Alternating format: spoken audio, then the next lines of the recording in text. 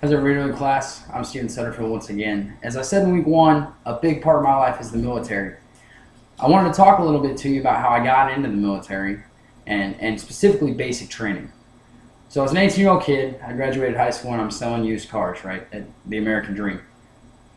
I was selling used cars, made $4,000 my first month, $3,000 my second month. I'm like, wow, this is amazing money. I'm doing this for the rest of my life. I don't need college. I don't need any guidance. I'm going to sell used cars. So after tax season, what I failed to realize is that's when everybody has money. Part of becoming an adult, you look forward to tax return.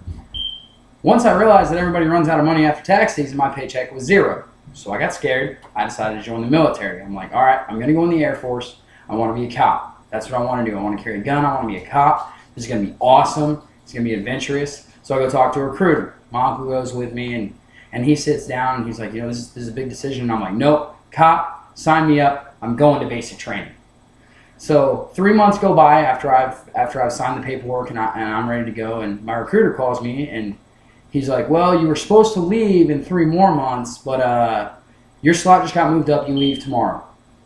So I'm like, oh my gosh, like this is really here. Like I'm gonna go be a cop. This is awesome.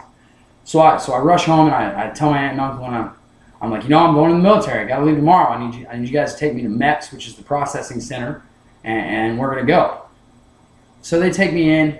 I'm stoked. We get our plane tickets. They take us to the airport, and we fly into San Antonio, which is where all Air Force basic training is.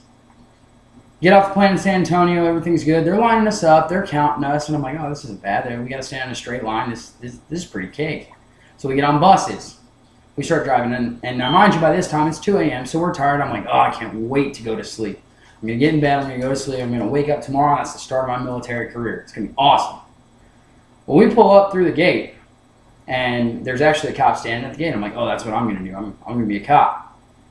Well, all he says is good luck. I'm like, what does that mean? Good luck. So we pull into the actual barracks, and all of a sudden, the biggest man I've ever seen in my life jumps on top of the bus with a giant campaign hat, looks like he's wearing a barrel on his head, and just starts screaming, telling us to get off the bus, grab your stuff, go line up, go put your feet on the yellow footprints. And I'm like, holy crap, why am I getting screamed at? Like, it's 2 o'clock in the morning. So I'm rushing off the bus, and I try and get all my things together, and I'm running, and it's not fast enough. They're yelling at you to go faster when you're running as fast as you can with bags and everything else. So I put my footprints down, and I'm standing at attention. And they're going down the line, yelling at everybody, and I'm like, oh, okay, good, just don't yell at me. Next thing I know, I've got this giant man back in my face. The brim of his hat is touching the tip of my nose, and he is going off. Don't even remember what he was saying, but he's just screaming at me. And all I could do was think to myself, this is horrible. I don't want to do this anymore. I don't want to be here anymore. Well, I'm about to quit the Air Force. Well, it's not that easy. You can't just quit the Air Force. So I put up with it. We got our first phone call 2 days later, and this is after 2 days of just no sleep, being screamed at, being cussed at. It is absolute HE devil hockey sticks, excuse the term, but it was just absolute torment. When as you get going, the responsibility gets bigger and the yelling gets smaller. So you're allowed to do more things. You're allowed to get your uniforms. You get your first haircut. It starts to get exciting, but those first couple weeks are just ridiculous. So as we're going through, you build that pride. So here I am, and I'm scared, and I call, my mom and dad like every 18-year-old kid should, and want to cry to my mom. And I wanted to be a man, and now I'm back resorting to kids stuff. And call my mom, and she's like, we can't quit. You gotta push through it. So I'm pushing through it, and here comes week 5. We're prepping for graduation. And I'm like, oh, this is good. I can't wait to get out of here. This is awesome. And as we're prepping for graduation, they're still screaming at us, but you're seeing these new recruits. You're like, oh, that used to be me in civilian clothes, and now I'm in the military. This is awesome.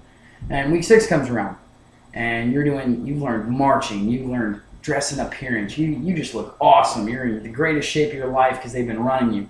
Well, week 6 comes around, and we get to do all the invitations, and this is where the pride comes in.